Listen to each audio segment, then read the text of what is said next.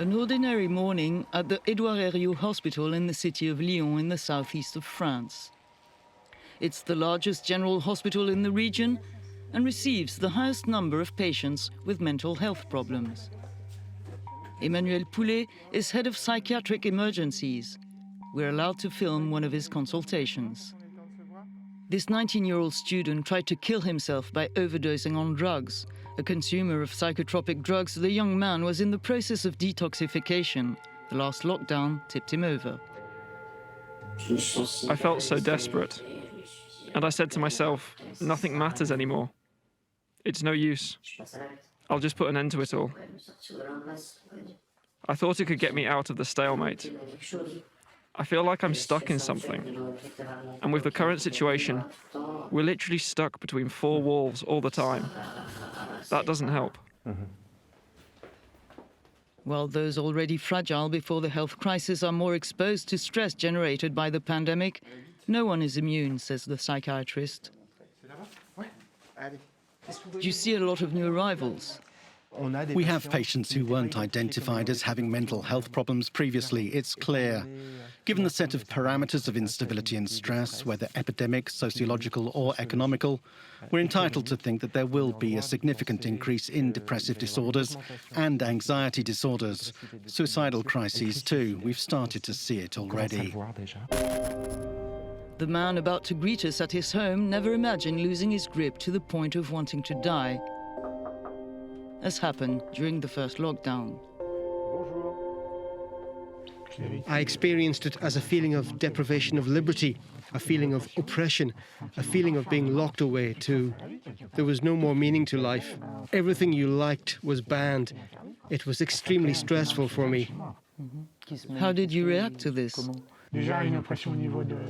I felt physically oppressed, with pain in my stomach, tightness in my throat, and then I just lost it and destroyed nearly everything at home. I was hospitalized and I was diagnosed with delirium tremens. And it then turned out I was positive with COVID-19. This means COVID had really made my crisis worse. That's a certainty. What was the feeling that came back to you most often? It was death, and then the fear of dying, the fear of dying.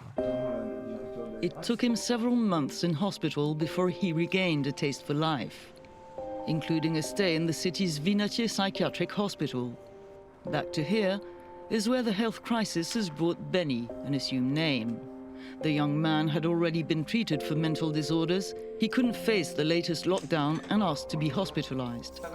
The first time, it didn't affect me much because I was still in psychosis. When I went out of the house, there was nobody in the streets, and that reassured me.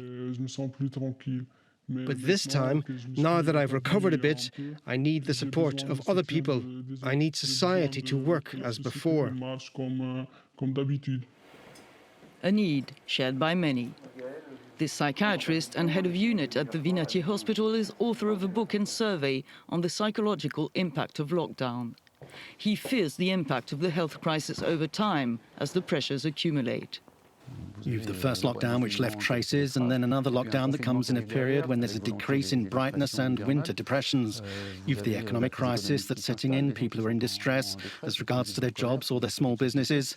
And on top of the effects of being shut in, you've the disruption of social bonds for those who are locked down on their own, as well as fear of post-contamination side effects, fear of contamination, fear for one's health and possibly for one's survival. Mental health structures are deploying new services to respond to the population's growing stress. At the Vinatier Hospital, the live hotline team has been on call 7 days a week since last March. The call we're filming is the recreation of a conversation that actually happened. I've many problems in my life. I've never talked too much about them. Have you ever been followed by a psychologist or a psychiatrist? No, not really. You know, I'm not crazy. Yes, I understand. I only mention these professionals to you because I'm hearing a lot of anxiety. Maybe you need some support. I don't know. They'd have to come and see me because I can't go out. There are times when I can't even breathe. I just stay in my room, I don't see anyone, I can't touch anything. And as a result, I don't eat anymore. Okay, so maybe we can suggest to put you in touch with a mobile team. The nurses, psychologists, doctors. Maybe it would be helpful to have a medical evaluation. Talk to them a bit. See if we can set up a follow-up over time. The hospital recently began consultations dedicated to COVID-19 in this psychological daycare center in the town center. For many, it's a more accessible option than hospital psychiatric wards or private practices that are now overwhelmed with requests. Isolation, precariousness, uncertainty about the future, fear for relatives, young or old, post-infection trauma or bereavement, there are many triggers for distress. What symptoms come up the most? There's a lot of sleep disorder, people whose rhythm of life has changed, and in particular those who've stopped their professional activity. There are anxiety attacks for people who didn't used to have any. There will sometimes be social isolation with loss of pleasure or loss of interest in daily life activities.